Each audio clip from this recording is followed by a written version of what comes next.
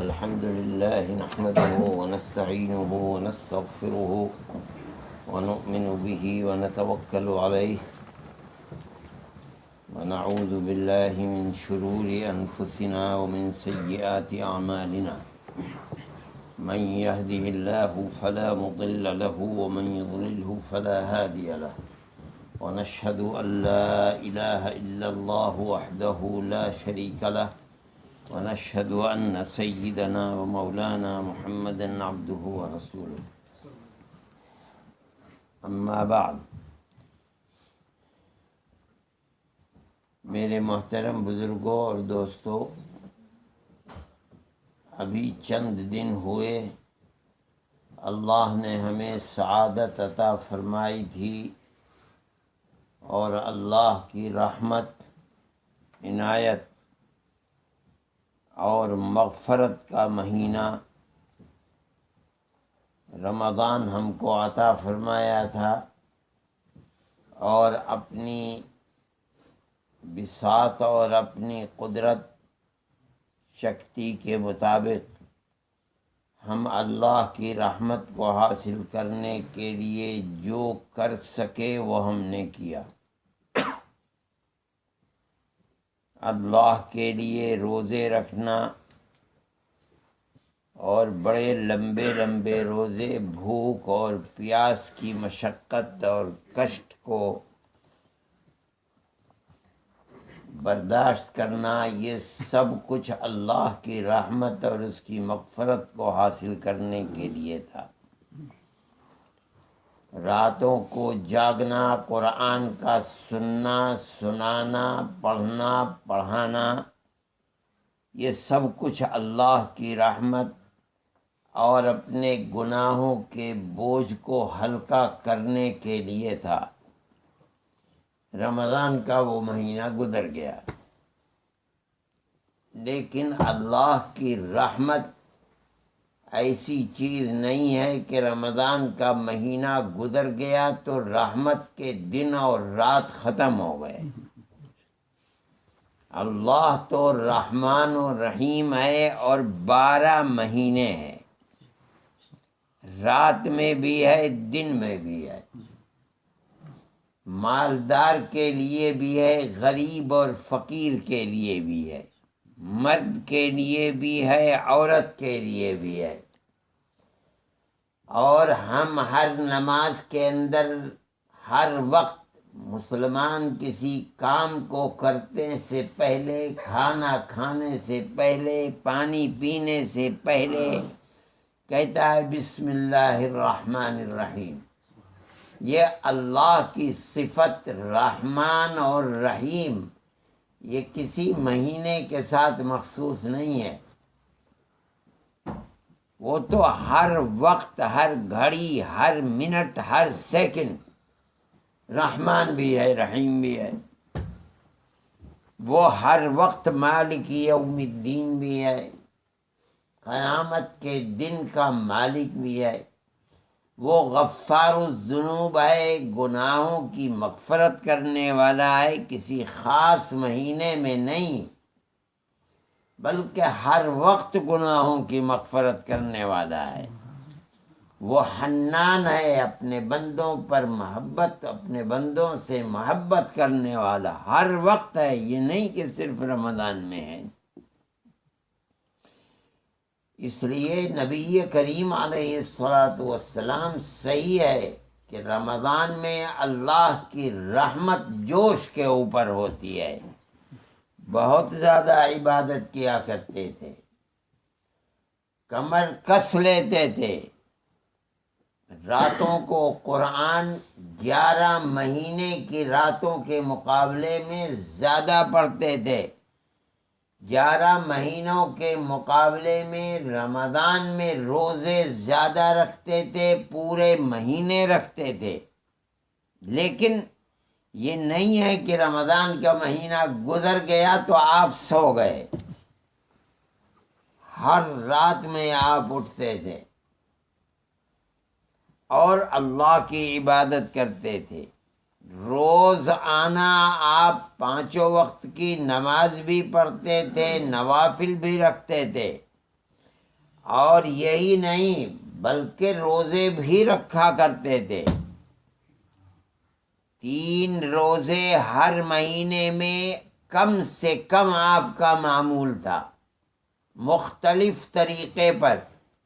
کبھی ابتدائی مہینے میں 3 رکھ لیے، کبھی ابتدا میں 1، درمیان میں 1، آخر میں 1 رکھ لیا، کبھی بالکل درمیان کے دنوں میں 3 روزے متواتر رکھ لیے۔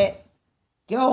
اس لیے کہ اللہ رحمان و رحیم کوئی صرف رمضان ہی میں تھوڑا ہی ہے، اللہ تو ہر وقت رحمان و رحیم ہے۔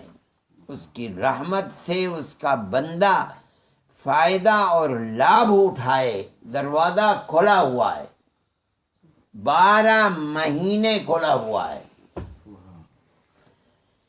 صحیح ہے کہ رمضان کی ہر رات میں اللہ تعالی مغفرت کے دروازے کو کھولتا ہے۔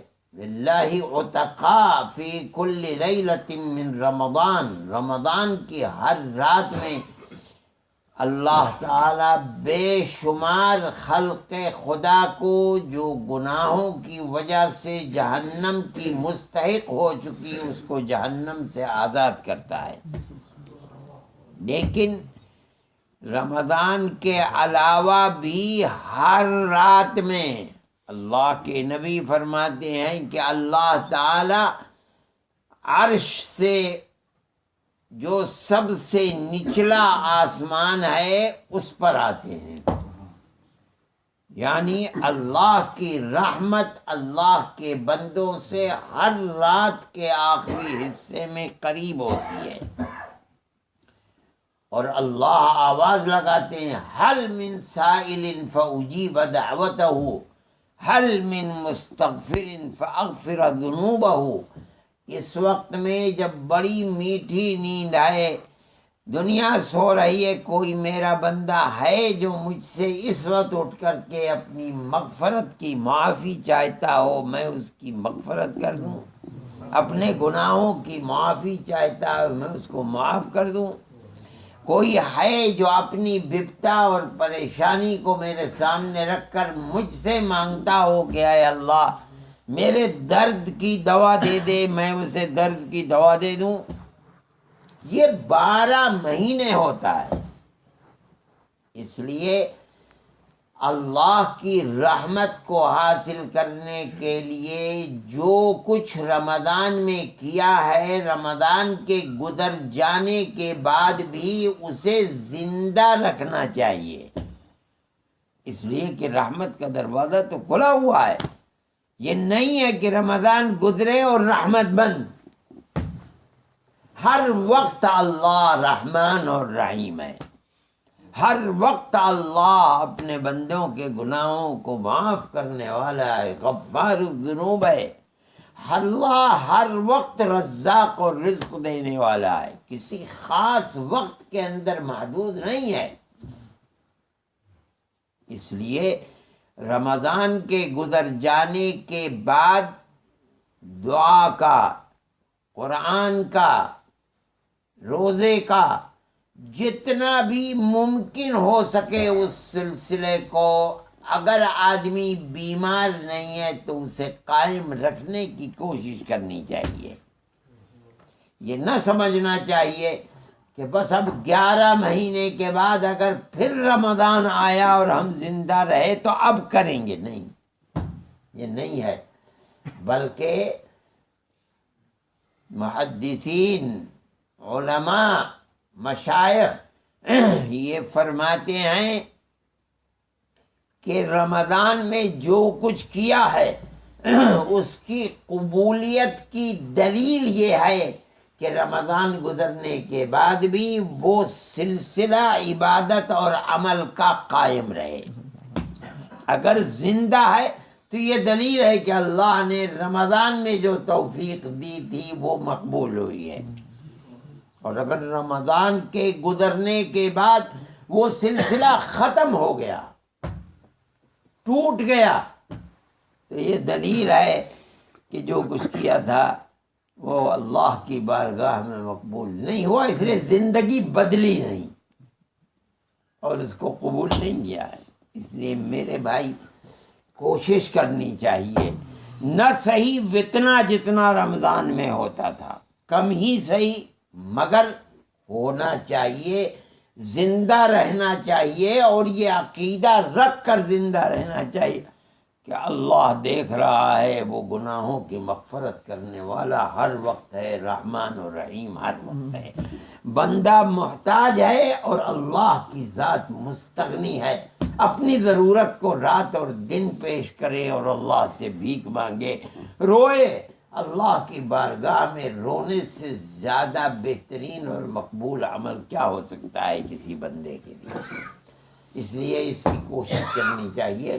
اللہ ہم سب کو عمل صالح کی توفیق عطا فرمائے، جو ہم نے رمضان میں کیا ہے خدا کی توفیق سے اللہ اس کو قبول فرما لے، اور سال کے 11 مہینے مزید اگر ہماری زندگی ہے تو اللہ ہمیں اس سلسلے کو قائم رکھنے کی توفیق عطا فرمائے اور ہمارے گناہوں کی مغفرت فرما دے، ہمیں عمل صالح کی توفیق عطا فرمائے، ہمیں اور ہمارے بچوں کو عفت و پاک دامنی عطا فرمائے، حیاء ایمانی عطا فرمائے، ہمارے دل کے اندر اپنے خشیت اور خوف کو پیدا فرمائے، اپنی اور اپنے حبیب حضرت محمد صلی اللہ علیہ وسلم کی محبت پیدا فرما دے، اور ہمیں اور ہمارے بچوں کو شرور و فتن سے اللہ محفوظ و معمون فرمائے۔ وصلی اللہ تعالی علی خیر خلقہ سیدنا محمد وعلی آلہ وصحبہ۔